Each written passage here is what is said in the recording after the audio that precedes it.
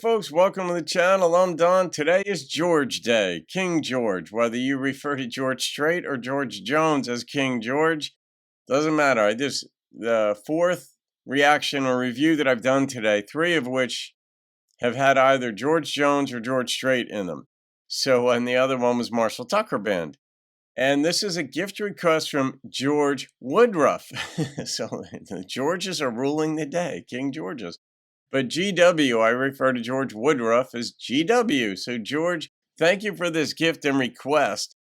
Tender Years. Now, I don't know this song, but this is what GW said. He said this song hit #1 in 1961. And George Woodruff himself was 2 years old. And that George Woodruff's dad and George Jones had the same birthdays. So there are lots of Georges going on here. Now, if your father's name was George GW, I don't know. That'd be some kind of record, I'm sure, for reaction channels or any channel. So as far as I know, I don't know this song. I didn't grow up on country, and I didn't get into traditional until I started the channel. And I didn't even start it with traditional country. I just really like some country songs, Miranda, Allen, Merle, but not necessarily traditional. I like Jason Aldean, Dierks Bentley, Billy Currington, Easton Corbin, these folks. But then you guys started suggesting older stuff, and you saw how I like the lyrics, the song structure, and stuff. So now there are so many songs that you grew up with and have listened to over your decades of life that I did not listen to. So I'm getting to enjoy it as an adult. So the meanings of these songs are not clouded with my childlike impressions of songs and what they might mean. And they hit me deep. So let's see what Tender Years are. There's that piano.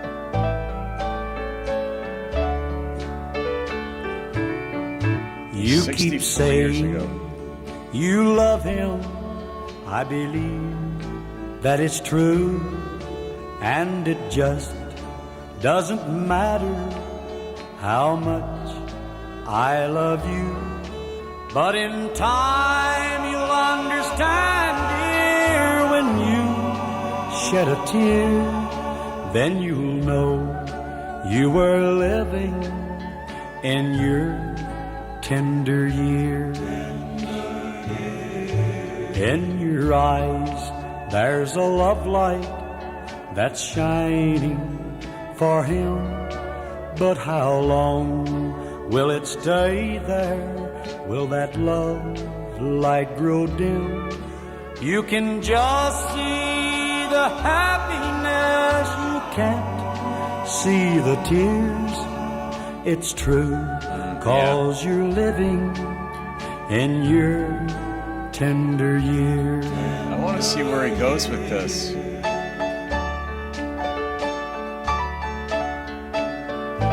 Did this cross over, George GW? Is this crossover hit? So if I can't be your first love, I'll wait and be your last.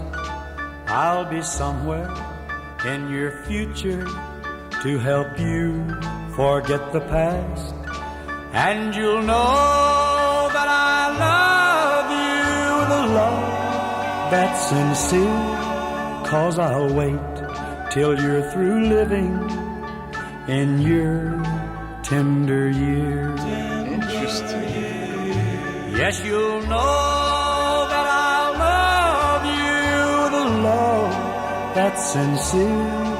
Yes, I'll wait till you're through living in your tender years. Tender years. That captured the sliver of life of the psyche of someone in love for the first time. And the title was appropriate. I didn't know where they were going to go, but it was apropos, absolutely, where when you're in love for that first time, nothing else in the world matters. You think nobody else has ever felt this way before. You love each other deeply. It's going to be beautiful. Your dreams and hopes and happily ever after for your entire life. And it sounds like he maybe had a breakup in his life.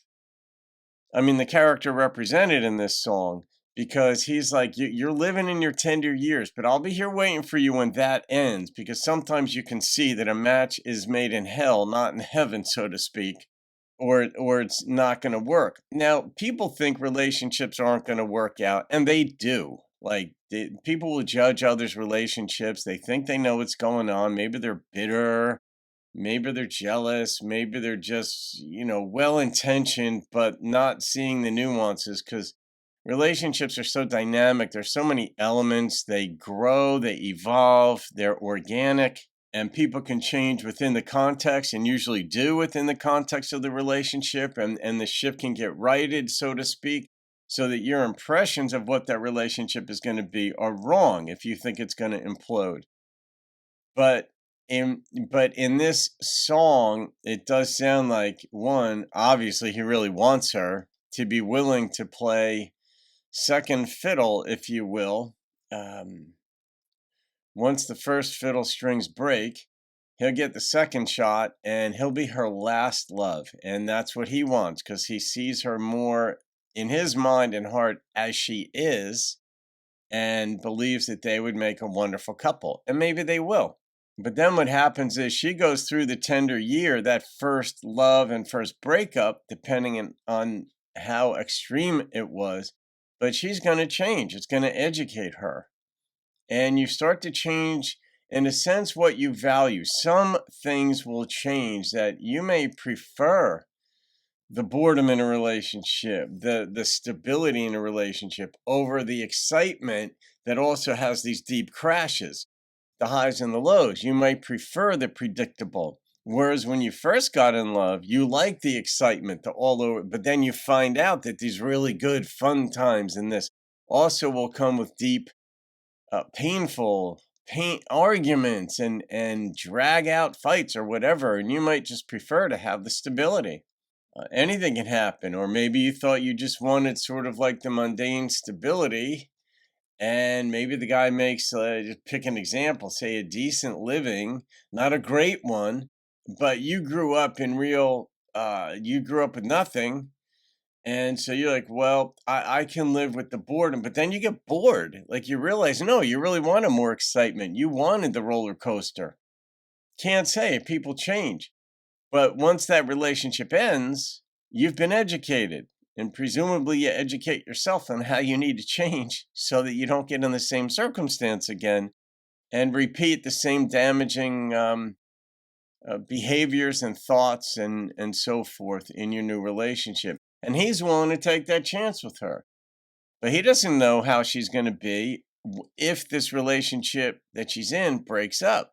And initially, I thought this song might have been about a father saying goodbye to his daughter who's in love. But then it turned out, obviously, that wasn't the context of the song. He just really loves this woman. And does he get her? We don't know. She's living in her tender years, though. So the underlying assumption here is he's got experience in relationships, and she doesn't. She's pie in the sky, and he's just going to wait for that to crash. But the thing is, she won't be the same woman when he gets her. But maybe she'll be a better version of herself. Maybe she'll be a more tolerant person, along with whatever he loves about her and sees in her and loves about their potential future together. Maybe it'll be wonderful, and maybe she'll be not the same person, and he'll be like, oh my God, what was I hoping for? But that's life. Life is an entrepreneurial adventure. Every day, every decision you make, whether you decide just to be chill and do nothing and not try new stuff, or whether you try something new, all of it comes at a cost, at a risk. So, all right, GW. Yeah, this was good. Such a simple premise of a song. Very simple development. I didn't even think it needed the backing in this thing. I thought the backing detracted from it. And you've heard me talk about backing a lot in songs, where I think that adding backing in certain spots can add a lot to a song. And this is one of the few that I thought it didn't need it. But this was early George. This was 64 years ago. It's 2025 right now, and this came out in 61. That happened to be the year I was born. So I'm going to rate this song. Got to go with the first impression, and it was a 9.0. And it really was they left so much meat off the bone for us to pick through. And I just gave my thoughts, obviously, on what it means and what it meant to me. But hearing George early on in his career, and just life doesn't change for people. We have hopes, dreams, wants, desires, preferences, all those play into it. And maybe he winds up getting the girl. Maybe George did a follow-up song to this one and he actually got that girl. We'll find out. I'm sure you guys will let me know.